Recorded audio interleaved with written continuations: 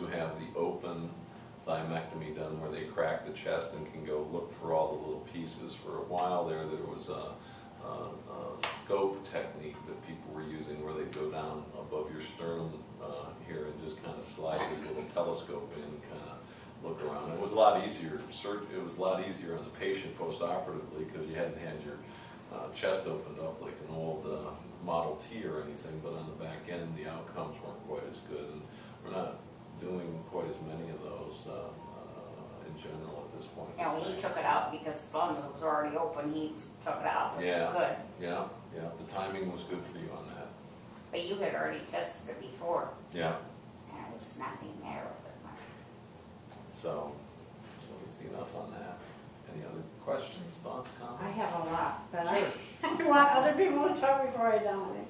No. No? I Go will ahead. wait. Go ahead. Go ahead. No, go ahead. Is it common to have a diagnosis and then have it kind of backpedal on you? I think it really depends on the neurologist, and if it's not a neurologist, I would say absolutely, okay, because this is a diagnosis neurologists make. And I think the challenge on the back end is that if you are working with a neurologist, you know, there's different levels of comfort and understanding with these diseases, and there's different levels of training that we have as well. And I did a fellowship in neuromuscular disease for a year after my neurology residency, so my level of comfort with neuromuscular issues is a lot greater than, you know, neurologists who haven't had neuromuscular training for an additional year. And you know, it's always been kind of an interest of mine. I kind of always lean in that direction. I just got my recertification for 10 years in neurophysiology because that's what I really like about my job. I like a lot of things about my job, but that in particular is one of them.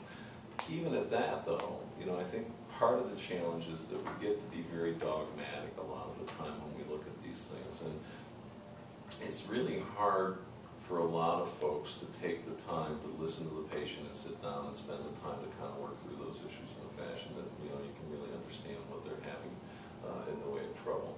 And it takes a long time to kind of explain. I mean, what, I ran 30 minutes just kind of going through this stuff. You know, you've got a new myasthenic you're talking to. How much of that are you really going to offer them in their 15-minute follow-up appointment, you know, in terms of that? And the folks who are my patients here in the room, and I'm not campaigning for new patients, I hope you're really happy with your neurologist, but, you know, practically speaking, they'll tell you that I run late constantly because I can't do it in 10 or 15 minutes. And I usually tell new patients, you know, bring a book. I never go home without seeing everybody. And we just take the time it takes, you know, to deal with each person's problems as they arise. The confusion that often comes up is this whole thing about the antibodies.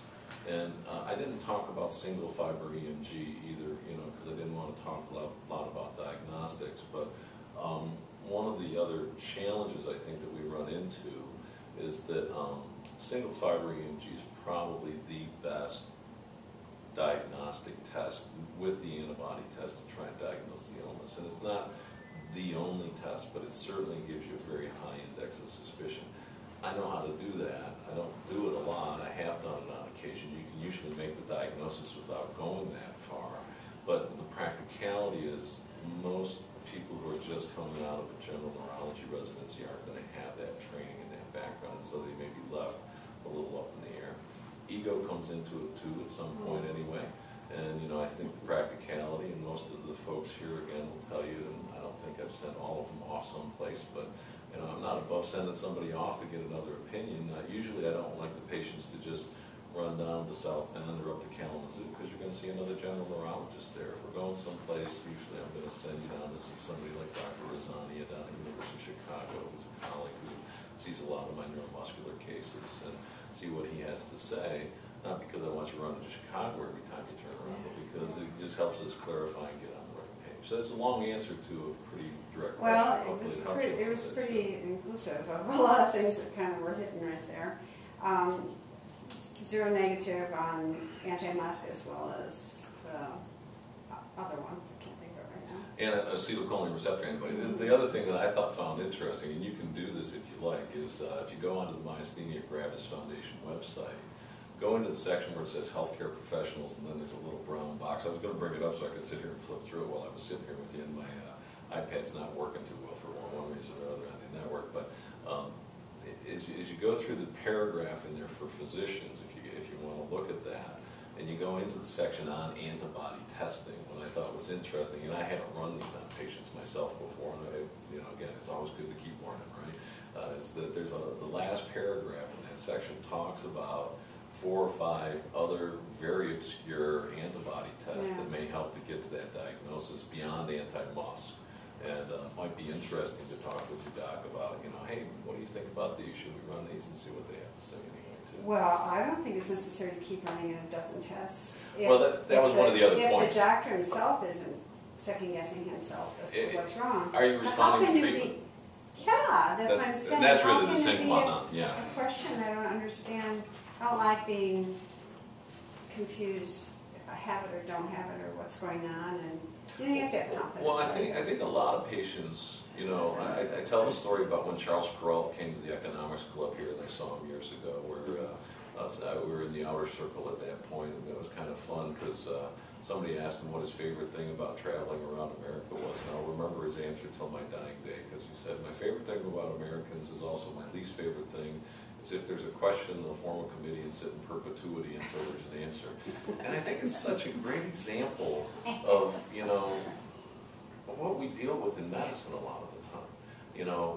Again, I'm blessed to be 3rd generation, and when people went into my grandfather's office and he looked in your throat and he saw pus on your tonsils, he said, you've got strep throat, take this, see you later.